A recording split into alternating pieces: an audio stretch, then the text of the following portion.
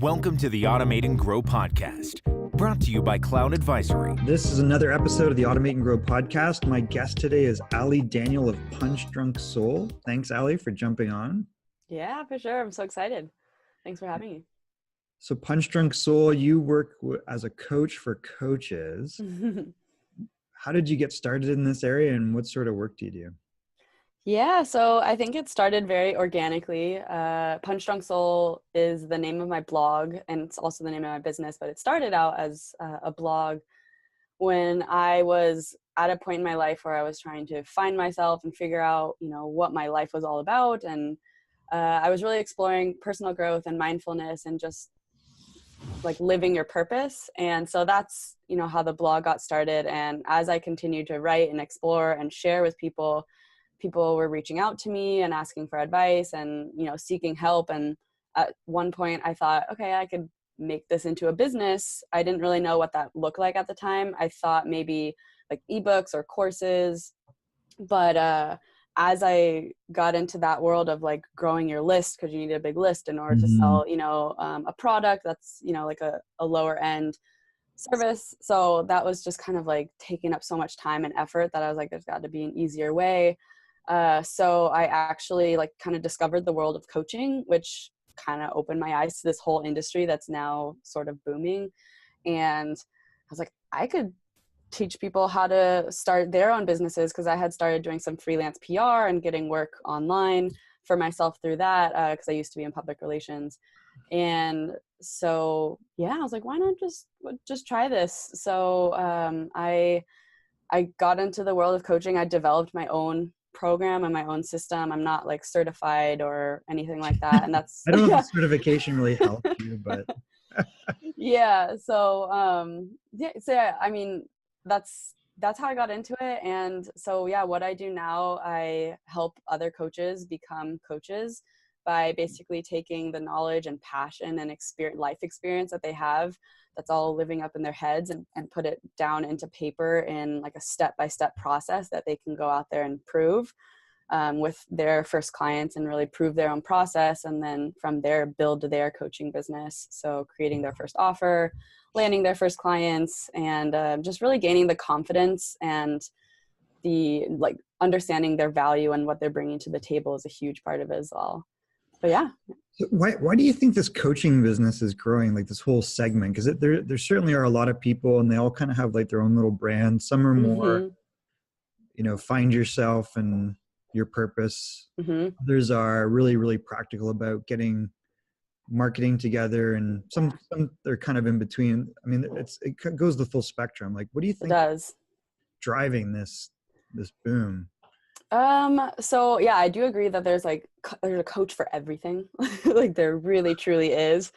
It's funny. I went to an event the other week, and going to events surrounded by online entrepreneurs and coaches and, teachers and experts really like opens your eyes to the world of opportunity that there is online. And I think just kind of going back to your question, what's sparking this is like technology and the fact that we have access to the billions of people on this planet. And I think there's this like almost revolution going on where we are all starting to be more concerned about who we are in this world and what we're meant to be doing. And personal growth, I think, is becoming bigger and bigger. It's been around that kind of trend has been around for a while now, but it's, I think it is continuing to grow and grow. And I think as more people are getting like unsatisfied with the whole structure of the 9-to-5 world and feeling very confined and feeling like, why am I pouring my heart and soul and all my hours and all my time and energy and stress into someone else's, building someone else's dream? I think at some point, most of us are just getting like jaded by it and just like, is this really like all that there is? Like, I don't, a lot of people are coming to that realization that it doesn't have to be this way. And I think with, technology and the fact that we have now social media and just ways to instantly reach billions of people in a second, there is so much opportunity out there. And going back to what I was saying about the event, there was a woman who teaches people how to sew Victorian corsets, and she's making she's making a great living. And there was another woman who who like sells her artwork online and who teaches other artists how to sell their artwork online. And, you know, somebody who teaches piano and is now making multiple six figures, you know, a year. And it's just, opportunities online are endless because people love to learn. And now with access to being able to learn anything you want at like the click of a button, there's just there's so much opportunity. So I think that the opportunity, you know, what technology has given us and social media, coupled with the fact that our society and that work culture is just becoming like heavier and heavier, people are finding ways out of it. I think those two kind of coupled together is like, you can create your own your own career at this point. You really can, from nothing. And I think more and more people are just starting to realize that. And I think that's the beauty of coaching, at least the way I perceive it. I know other people perceive it differently, but the way I perceive it is you've gone through something like a transformation or change in your life that you're able to translate and help other people do the same thing or something very similar. Or you've been helping other people, you know, get some result or transformation, and you want to help more people. And I think just simply wanting to serve and teach and bring more, you know, gifts to the world is what coaching is. And so, yeah, I think the fact that you can kind of make it your own is what's so cool about it. So it's interesting because I think there's also this trend around freelancing and solo work that are, you know, it's partially also enabled like by what you're saying, which is, you know, you have platforms that allow you to market your own services, whether it's Fiverr or Upwork or, you know, a bunch of different options, Etsy, even like, I mean, even, you know, people complain about Amazon eating retail, but really anybody can be an Amazon retailer or Shopify, right? So, and I think there was actually a study by Upwork that said that, I don't know if it was 2030, but by 2030, let's call it, that the number of freelancers will actually exceed the number of people employed. Yeah, I've read that one too. So it seems like that's part of that trend, because I think it went from kind of like 60-40 or 70-30, and now it's going to be 50-50 and then probably beyond, right? So it seems like almost the thing that is scary about that for people, or not, you know, I don't know if it's scary, but is that lack of structure can sometimes also impede people. So I wonder if they're looking for help from other people that have expertise in certain areas, and maybe that's part of it. Do you mean structure within, well, there's so many options, what do I do? Because I mean, if you think about it, like if you're in a big company, and I've worked in a big company, like it's been about 10 years, but when you know, you're very siloed. So I'm like doing one gig and one tiny really task. You know, it's, you're just, you know, you're plugging away every day. Right? And it gets a little, it's not always monotonous, but you can see where you don't have a lot of room for growth. But then there's other people doing their job and you don't have to worry about that job. Yeah, it's true. It's like you've only got your own stuff to worry about, and that's it. That's at the end of the day, you kind of clock in and clock out. So the sort of people that you're helping, like what type of coaches are they and how do you find them? It really ranges from like self-love to mindset to financial, like chronic illness.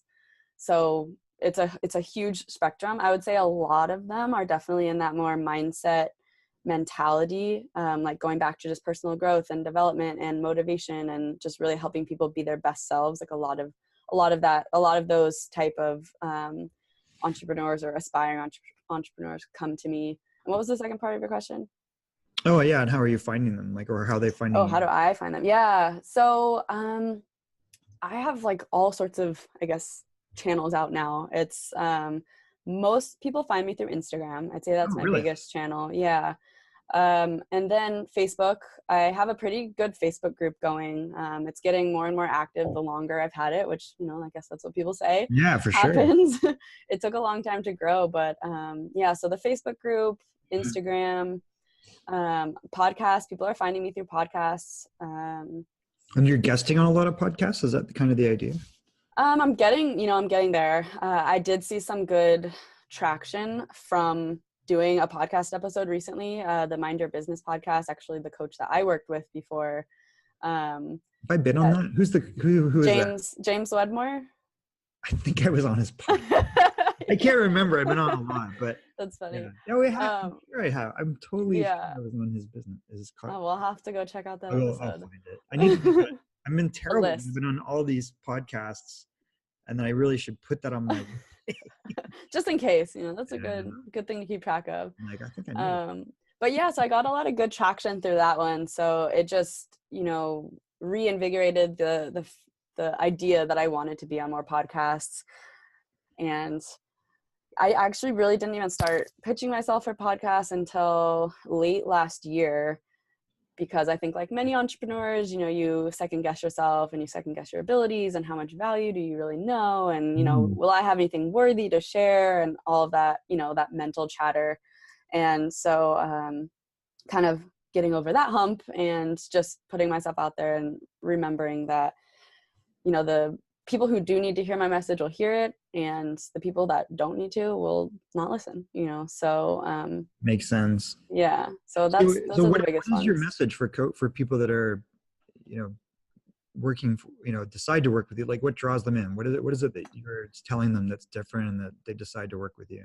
Yeah, I think the two biggest pieces are the soul alignment aspect. So that's what I hear most from them, is that they don't want to just start any business. They want to start one that really lights them up and fulfills their purpose and really like brings them joy.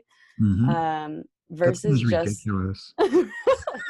Why ever would I have to be miserable in what I'm doing, otherwise it can't be valuable. Yeah, that's the funny thing. I think we grow up with that idea that you can't have fun doing your work, like work isn't fun.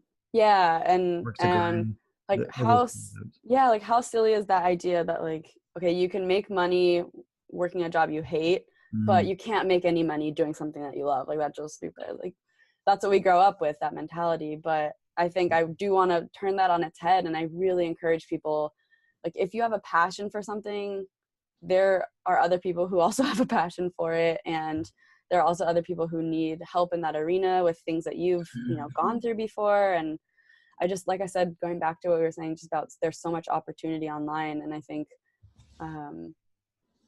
there really is such an opportunity to be able to turn what you love into a business and have fun doing it. And so a huge part of what I focus on is really connecting to your higher self and your soul and what that deeper meaning and purpose is first before you go out and create a business. Otherwise, like you said, you're just creating a business that you become a slave to, and why not just go work a 9-to-5 job again? I guess, So that's a big part of it. And then the other part of it, I think, is because I do help coaches like develop their own unique coaching system. So what I call like your proprietary coaching method.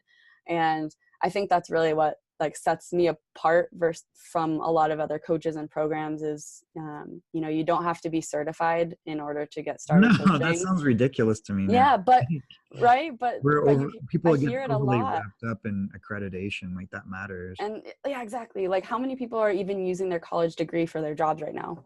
Like 5% of the population. I don't know. Very, very so yeah, it's so important. But yeah, but you'd be surprised. Like, I get 50 to 60%, let's just say around average, of my clients coming to me either right before they join or during the program that I teach, telling me, their friends told them they had to get certified first, or that, they have friends who are getting certified who are getting mad at them because they're pursuing it without being certified. God, they need new friends. So I'm like, well, if they feel that way, but so there is. Just give me your money, I'll give you a certificate. How's that? There you go. Basically what it is. Yeah. So I think if let's say someone decides to work with you, what is like what is day one? What does it look like? Over what period of time do you work with them? Like, how does that experience? Yeah. So right now I have a couple different ways to work with me, but the main one that I've been focusing on for the last year is my group coaching program. So that one's called Path to Freedom Coach Academy. It's like a 6-week intensive, really intimate group program, really small. It's never been over 15 people. And I really like keeping it around that number, just so I can give as much one-on-one attention, and the women in the group really get to know each other and support each other really highly. So there's that program. And then I also do one-on-ones. And then I also have a membership for anyone who's like graduated my coaching or my program. And the first week, for no matter what it is with one-on-one or the group, it's really about identifying who you've been up to this point in your life. It's really working around that identity, who you're being now, who you've been, why you are the way that you are, why you have the beliefs and the stories that you have, and then starting to unravel those and really looking at what is true, what is serving you, what's not serving you, and then identifying who that badass like entrepreneur self that you want to be, who is that, and what's her identity, and what does that look like, and you know, how does she or he like think and feel and act and behave and respond, and where, and that building that whole identity, and really teaching them how to step into that in everyday actions, and also really understanding your thoughts, the stories that you're telling yourself, and how they affect your behaviors, and eventually how those affect your actions. And really, like I said, unraveling those and understanding how they're limiting you and how to actually like release them and create new thoughts that do serve you. So that's like week one. That's like what we really start with, is laying that foundation of how to be a successful entrepreneur, like how to actually be one instead of starting with the doing and the action. So you're trying to clear out the deck almost. Clear you out. Yeah.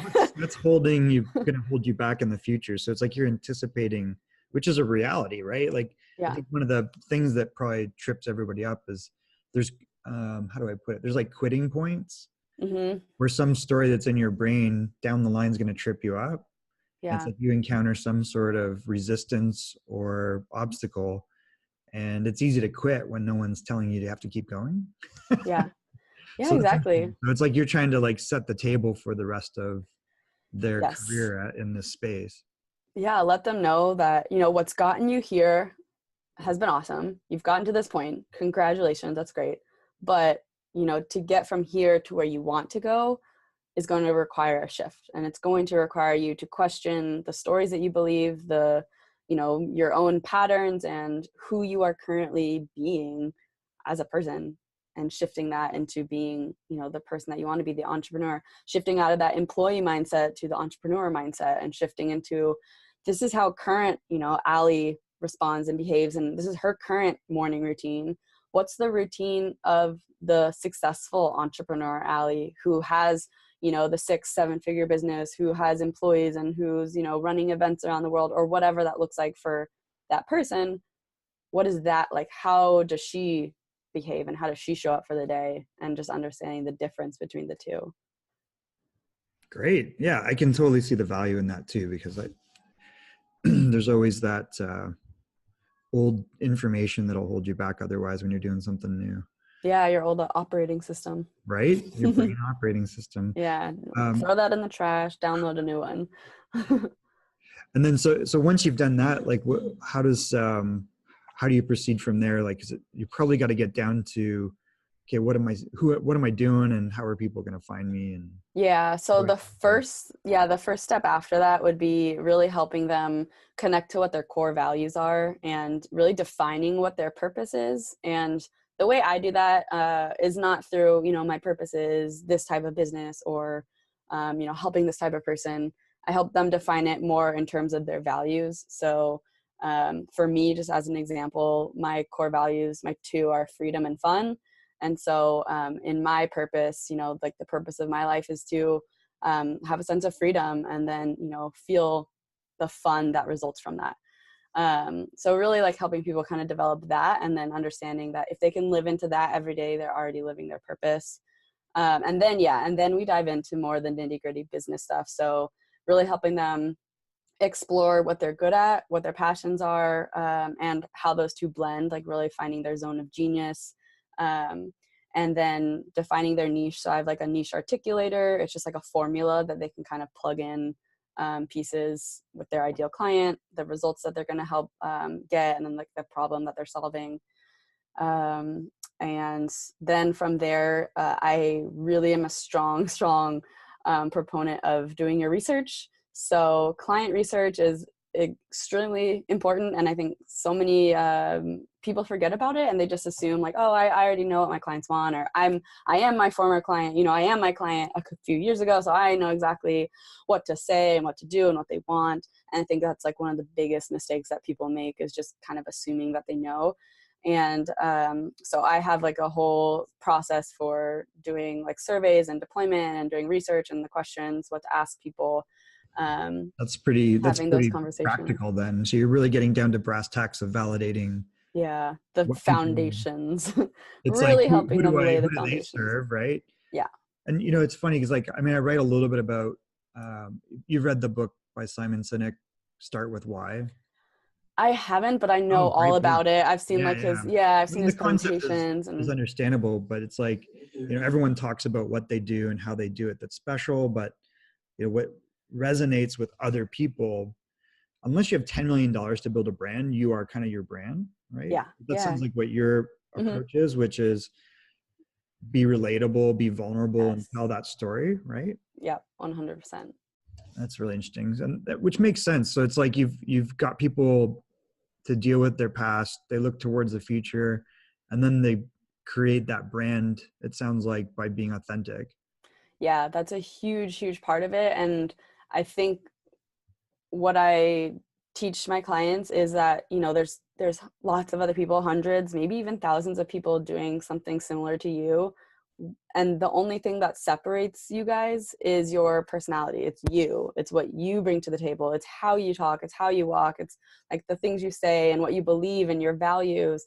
And so when you share that with the world, that's what separates you from other people. And that's what separates you from people doing the same thing. And then going back to, developing your own proprietary coaching method, I think that's a huge part of what differentiates yourself. But yeah, I mean, really being relatable, being you, that's what people are going to connect with. And I hear that time and time again. I interview all my clients and talk to them about, like why they signed up with me, why they enrolled with me. And like, I think the number one reason has been relatability. Like, you just seem so real. You just seem relatable. Like, you're living a life that I want to live. It's not, like extravagant Lamborghinis and like private jets. But you're living a normal life. You're enjoying it. You're traveling. You probably lost about 70% of the people out there just now.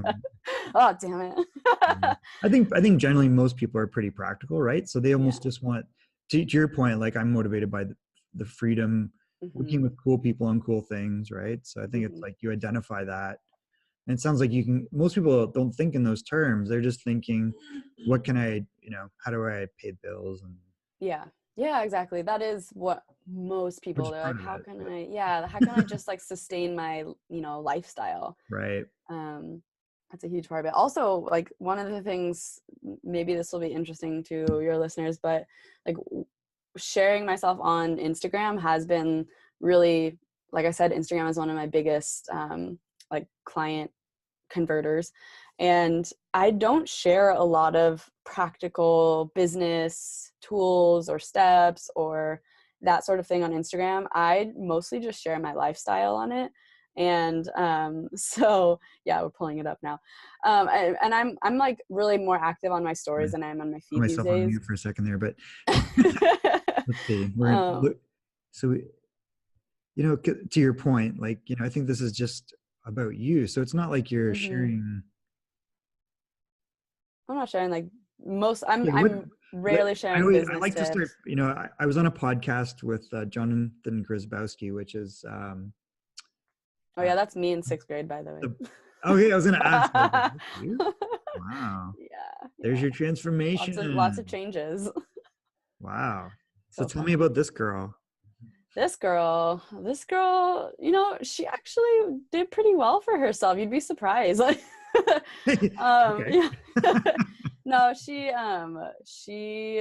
grew up like, I think, wanting to have that like kind of cookie cutter lifestyle that most people are just kind of taught to have. And she didn't really trust herself to do a life differently until she got really sick. And that's me a couple of years ago. And that's really what caused me that was like, what do you call it? I don't know, the impetus for change for me, I guess, was when I got really sick. and I couldn't work. I could barely sleep. I didn't see friends. This was for like a good 2 years. Oh, Just, wow. Okay. That's crazy. yeah, it was pretty brutal. I was spending like eight 8 hours a day or more, like in the bathtub, just like because my skin was like so raw and Oh, like really? Wow. painful that the only place I couldn't really feel it was in the bath. Oh So my I goodness. was, That's yeah, crazy. it was bad. Yeah, so that's really what caused me to be like, fuck this life. Like I You're actually like, have something to well, live for. Like, yeah, I guess there's two parts to that, right? One is like it's probably tough to be employed in a very regimented scenario like that. So you probably out of necessity think, okay, what can I do? Because I don't want to be destitute, obviously. And yeah, the funny thing is like I had kind of always had like that inkling or that dream of being an entrepreneur, of not working for someone else, mhm. but I just never thought that I was the entrepreneur type. Like I looked around at Sure. like, Steve Jobs and Bill Gates, like Which are that's not outliers, any, obviously, yeah, but I know. I think But like there's to the, your point, there's that's an extreme, right? yeah. But then there's very, I think this is where people, I like you hearing you say that, because I think people think that entrepreneurs are born. Right, right. Thank you. Yeah, I And say this I all the just don't believe time. that's the case. Like, I think I here's don't the either. problem. We aren't teaching people anything that lets them know that there's degrees of this, right? Hmm. Like, do you want to be someone that scales businesses? Do you want to be someone that just has a lifestyle business? Like, we're just telling them, when I say we, the public education system is telling them, there's one path, which is you're either on this path or you're a deadbeat. And the path to salvation is getting another piece of paper to validate you, a certification. And you go work in some Bachelor. soul draining organization.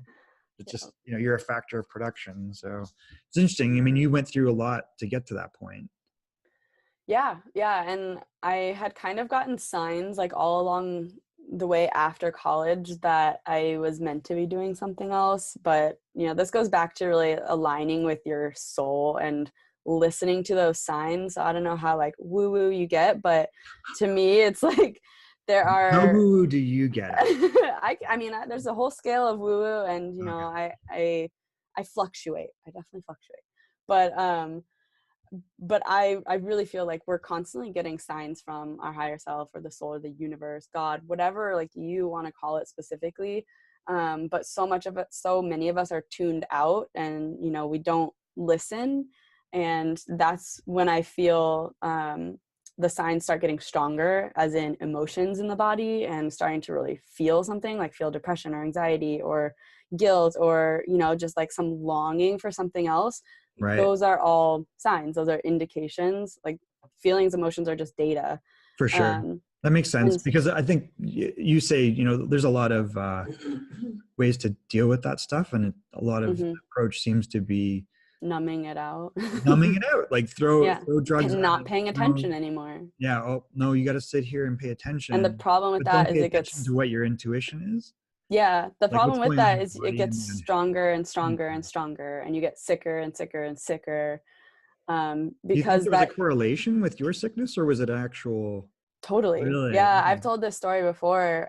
But yeah, I 100% believe that I wasn't following my purpose, which is really to, one, serve. Like that's another one of my core values, is a being of service and helping people. And I'd always, like I said, wanted to be an entrepreneur. I just never thought I was, the type for it. And I wasn't listening to it. I wasn't listening to it. Finally, I got sick. I started to do it. I like did a little bit here and there, but I didn't really go 2 feet in until I actually like invested in a coach and really got Oh, my interesting. Okay. my footing. But once that happened, and I like was 2 feet in, I started to get better. Like I Wow, didn't, that's interesting. yeah, I got better within like a matter of, like I launched my first group coaching program in December of 2017. And by March 2018, like I was pretty much, I wasn't 100% better, but I was like, I was fine. Like most people, if you looked at me and you would never You know, wouldn't and I have wasn't known. feeling That's anything. amazing. Yeah. So, yeah, I really 100% believe that like if you're not following what you're meant to be doing, and you're not listening to those signs of, not always depression and anxiety are parts of that, but I do feel like they often are contributing factors. You'll start to For sure. I mean, I think, people I call it like even the golden handcuff scenario, where you're in a company, you're doing a job, it's easy, or it doesn't take, it doesn't really challenge or push you, but you're making money or more and more money. And I've been in that weird situation where you're like, I'm doing less and less. It's easier. I mean, I'm getting results. Yeah. And I'm getting paid more because I'm getting results, but it's not like, it's like, well, I could probably do 5 other things at the same time. So it's, and then other people are just like overwhelmed, right, in those scenarios, because they're just not happy. And you can be not happy in both scenarios. Yeah. I think the biggest advice I could give people if they're feeling like just unhappy is to just give yourself permission to do what you actually want to do. And I think that's the biggest thing that people don't do, is they just don't allow, like, you ask them, what do you really want to do? And they're like, I don't know. They do know. They are so clouded. They don't want to own it. It's scary. Like, it is. I think as much as anyone get in my own way, right? Totally. We all do. Exactly. But yeah, just give yourself permission to do what it is that you really want to do, even if it scares the crap out of you. And it will. That's why you're not doing it yet. That's why you're not doing it. To be honest, that's why you're not. So it will scare the crap out of you. Do it anyway, and you're going to find yourself so much happier. Ali, I want to be conscious of your time. So I'm going to ask you 3 things that we can wrap up on. I really appreciate you spending time with me today. For sure. Yeah, it's been awesome. First of all, is how do people get in touch with you, and what's the best way to connect? Okay, best way would probably be either through Instagram or Facebook. So Instagram is just at punchdrunksoul. My Facebook, you can find me at punchdrunksoul.com//squad, SQUAD. Squad. And my blog is Punch Drunk Soul Podcast, the Punch Drunk Soul Podcast, which will be re-releasing soon. Those would be like the best ways, I think, to get in touch with me. Great. Okay. Well, I always ask this question, which is, how are you, Ali, changing the world? Ooh, I love that question. I see this, like, I get excited by what I am doing, and that is creating a ripple effect. Like, I get to help my clients, but then my clients go on to help their clients. And then, like, honestly, the ripple effect will keep going, because their clients will go out and help their new clients.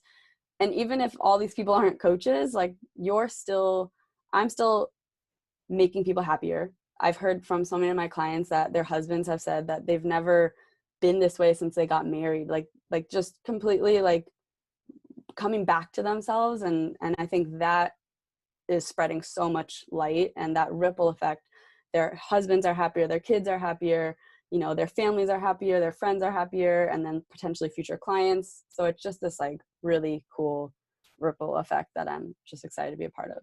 I love that. That's great. Okay, we're going to wrap with one final thing, which is when we have interesting guests on the podcast, we ask you to nominate someone to also be a guest in a future episode. So who would you, Ali, like to nominate? We usually talk to experts or entrepreneurs, and it can be woo-woo if you want, or I've got so many good people.